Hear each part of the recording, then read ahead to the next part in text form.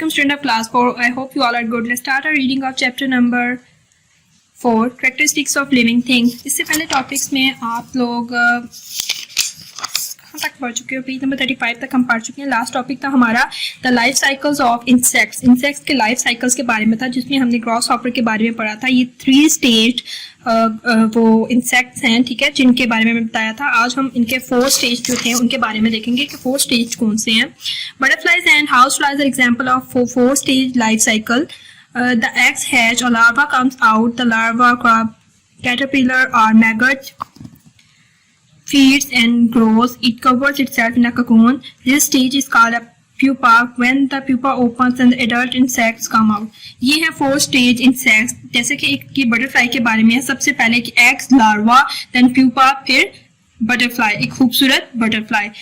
इसके बाद है लाइफ साइकिल. इसके बाद है life cycle of house fly. घर में जो मक्खियाँ, ये आम मक्खियाँ, इनके बारे में है, ठीक है. सबसे पहले eggs, then larva, pupa, adult fly.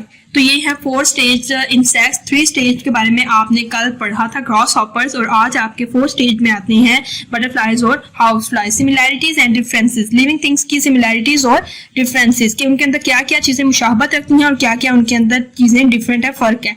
All peoples are from the same species. तमाम लोग एक स्पीशीज से ताल्लुक रखते हैं. वी आर ह्यूमंस, हम इंसान हैं. We look similar but we have differences और variations. Human looks nothing like butterfly.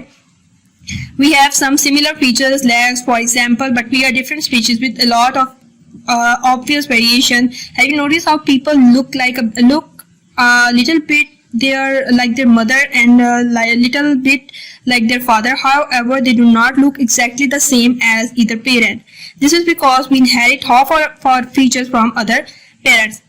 अब इनके बारे में, स्पीशीज तो हम एक ही हैं, लेकिन यह है कि क्या इंसान बटरफ्लाई से मिलते जुलते हैं? बेशक उनमें से कुछ चीजें सेम होती हैं, टांगे होती हैं, उनके फीचर्स कुछ सेम होते हैं, लेकिन हम उनसे मुकम्मल तौर पर एक अलग तरह से नजर आते हैं.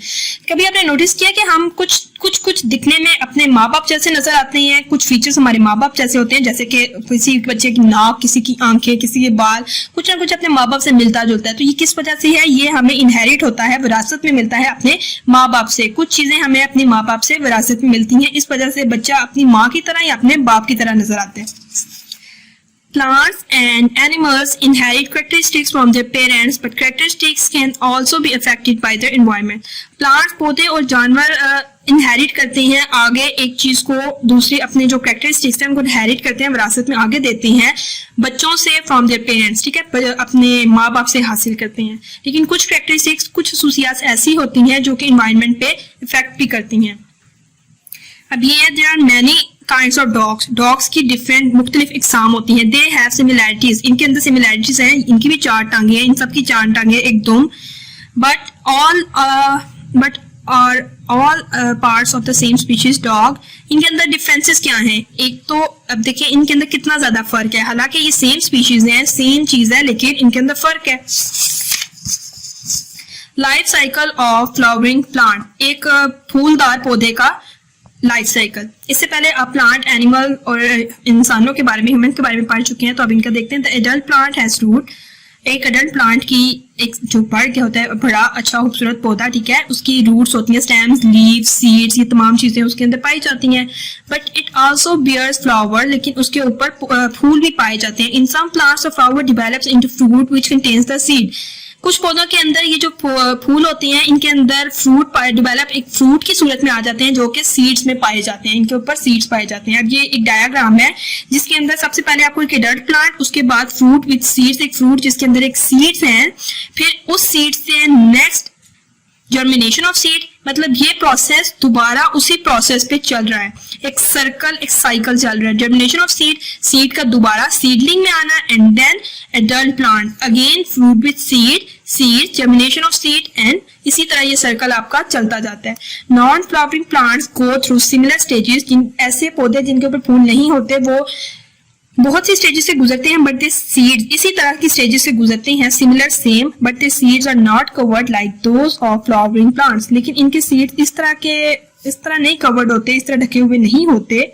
सम plants complete their life cycle. कुछ पौधे अपना लाइफ साइकिल कंप्लीट करते हैं इन अ फ्यू वीक्स, कुछ हफ्तों में, and other takes many years. और बहुत से साल भी ले जाते हैं.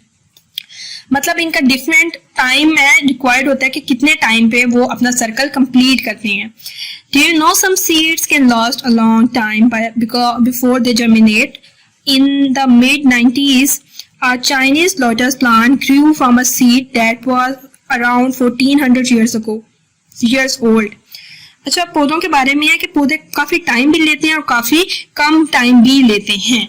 तो हर एक का डिफरेंट है, ठीक है. जानवरों का, इंसानों का, पौधों का, हर चीज का डिफरेंट है. आज का ये जो हमारा चैप्टर हमने यहाँ पे कंप्लीट किया अपना. इंशाल्लाह हम अपना नेक्स्ट जो इसकी एक्सरसाइज वो अपने नेक्स्ट लेक्चर में करेंगे. टिल देन अल्लाह हाफिज स्टूडेंट्स.